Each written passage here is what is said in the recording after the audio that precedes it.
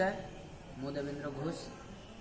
आज आम जामशुली महाविद्यालय रे किछि अणओडिया किछि ओडिया भाई मानू आज आम ब्रेकफास्ट व्यवस्था करूँ एवं सर्वप्रथमे क्षमा प्रार्थना करुच्ची मास्कटा टी तौक दे कहीं लाइव आसी मास्क तौक देती।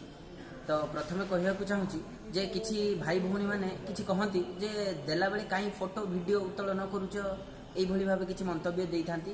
तो मु भावुची मो व्यक्तिगत मंतव्य रे जे जो फोटो वीडियो अपलोड कराउची ताहा केवल तांकर पर्सनालिटी देखिया पाई नुहे, से केवल अन्य मान को इंस्पायर करिया भी दरकार जे अन्य माने भी सही ये मुग्ध होइकी किछि गरीब लोक मान को किछि दान दियंतु। एवं एई परिप्रेक्षी रे मु कहूची कि जे समस्त सरपंच एवं विधायक एवं माननीय मुख्यमंत्री प्रधानमंत्री को मु धन्यवाद दूची ई कोरोना मुकाबिला पाई से माने एते किछि नियम कानून गढ़ी एवं समस्त डाक्तर एवं नर्स एवं पुलिस भाई मानू मोर नमस्कार। से माने आम पाई दिन राति एते परिश्रम करुथिबारु एवं आपण मानकु मध्य मु विनम्र अनुरोध करी कहूची आपण माने घरे रुहंतु एवं घरे रही सुस्थ रुहंतु, बाहर को बाहरंतु नाही, आवश्यक न हेले बाहर को केबे भी बाहरंतु नाही एवं आपण मानक घर परिवार प्रति जत्न नियंतु।